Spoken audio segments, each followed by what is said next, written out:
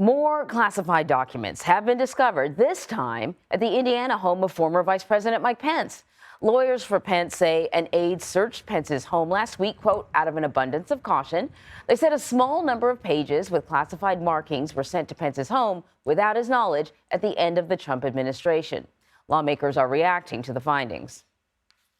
We need to get to the bottom of it. I don't believe for a minute that Mike Pence is trying to intentionally compromise national security. Kind of thought, holy heck. And I do wonder, how many other foreigners.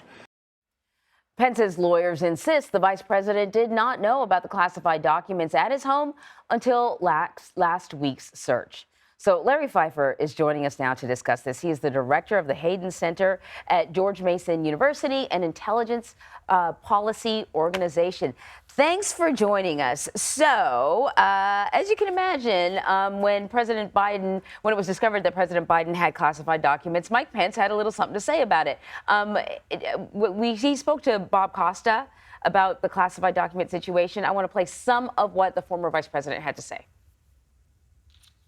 Are you sure you have no classified material in your own archives? Our staff reviewed all of the materials in our office and in our residence to ensure that there were no classified materials that left the White House or remained in our possession. And I remain confident that that was done in a thorough and careful way.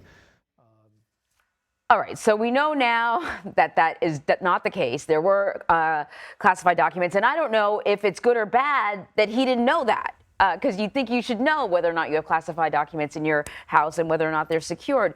That being said, I started to wonder, how out of the ordinary is this? I mean, do people typically leave office with classified documents? Maybe it just gets packed up with all their stuff and they're just unaware? Well, that sure seems to, it's beginning to look like that may be the case. Right. But no, I would not say it's typical, but it happens enough that in the intelligence community, we have a term of art for this. We call it a classified spill or a spillage. We have procedures in place for when it happens. I think we have a problem at the White House, regardless of which party's in charge, that as administrations are leaving, they are rushing and they're not being careful, and they're throwing stuff in boxes, not going through every document, and we're finding these classified documents where they shouldn't be. At this point, do you think that all high-level officials, sort of past and present, should be searching for documents? I think that would be wise. I saw in some of the reports this morning that spokespeople for the three former presidents, Clinton, Bush, and Obama, are saying, just like Pence did, that they turned over all their documents to the archives.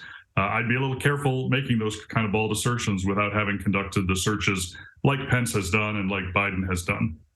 You know, you worked for the Obama administration. You were in the Situation Room. I imagine that there would have been meetings at the time where classified documents were handed out or shared, and then everyone would get up and leave. And I assume that someone would be responsible for the classified documents. It seems like this keeping track of classified documents, whatever the system is, it needs to be reformed. Do you agree? Well, it definitely needs to be examined. Someone should be bringing experts in from the intel community, from the Pentagon, from the National Archives, perhaps OMB from the White House, and reviewing end-to-end how classified material is being handled, stored, and then ultimately disposed of at the end of an administration.